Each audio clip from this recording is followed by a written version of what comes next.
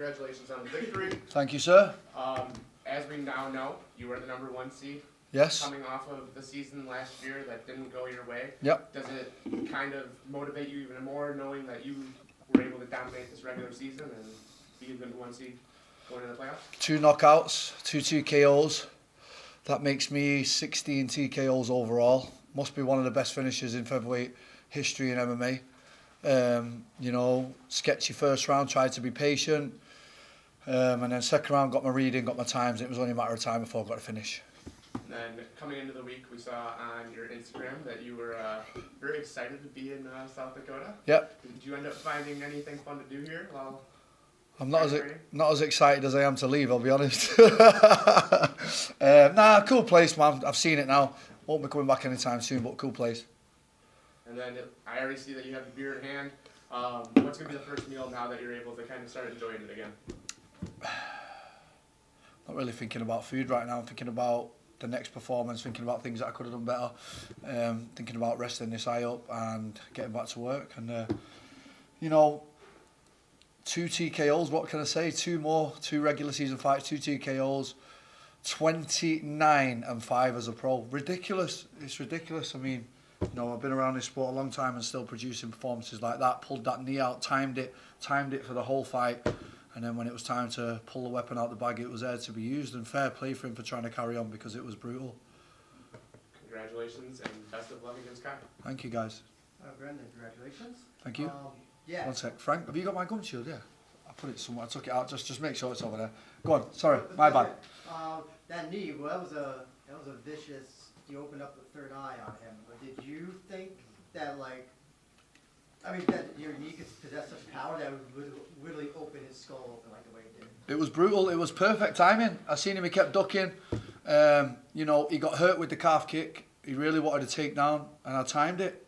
I waited for him, and that's what experience does. You know, I made reads. I made the right read, and then he come down, and then job was a good one. Were you surprised it didn't knock him out? I mean, I think I hurt him in the first twice. Anyone I hit with the right hand I hurt. And I knew, you know, I tried to practice a bit more patience. I had him on skates. But then he was landing awkward stuff. So in the judges' eyes, you know, I don't know how he scored the first round, but it was one of them. Frank Kickman, my head coach, came up to me and said, look, I don't know how that first round went. And I was like, right, I'll make sure I get the second. Maybe I was a bit too controlled in the first round because I knew I was already through. He's the one that wanted to be negative and run around. So I was like, all right, well, if you want to run around, just keep running. And then I'm going to catch you eventually, and I did. And so as of now, it looks like you'll be facing Kai Kamaka. Yep. Any thoughts on him as a fighter? Have you seen him fight?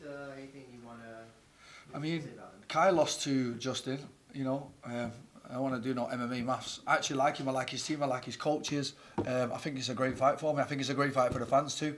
Wow, man. Second world title. It's just in reach. Like, I can put my hand on it again. I can't believe I'm all the way here again. 2 more TKOs in my home at the PFL, my house. Keep telling everyone that's 2-0 against Bellator if anyone's keeping scores. But this is my house. What did you learn from this fight after it was done? What did you take away from it for yourself? I tried a new style tonight. You know, it's really awkward when you know you're already through. Because I'm like, you can keep running around because I'm already through. You've got to come to me. And then when he did come, the timing was perfect. And yeah, I mean, listen, now that the fight's over and the cameras are all there, I had a horrific fight week. Ill, like, you name it, like, it was bad. Really, really bad. Touch and go at one point, you know, shivers, sick. Like, I was like, wow, can I pull through this? So I want to give love to my coach, Frank Kickman, over here, because honestly, guys, there would have been no fight tonight if it weren't for him. He come and saved the day. So can I just give him a round of applause, please? Because honestly, there'd be no semi-finals. There'd be no semi-finals if it wasn't for this man here, because when he arrived in Sioux Falls, I was in a bad way. And I managed to pull it all together. You know, he got me out of bed and went, come on, lad, we can do this. And he made the weight cut easy, put it that way, because of all the shivers and everything else that was going on with me. But it's not always pretty, but listen, I tell everybody, it's a marathon, not a sprint. This thing is all year. Like, it's day in, day out. You got to keep your weight down. You got to stay focused. And this is where Brendan comes into his own now. Semi-finals. I've been here. It's my 3rd semi-final. Do you know what I mean? So, looking forward to Washington.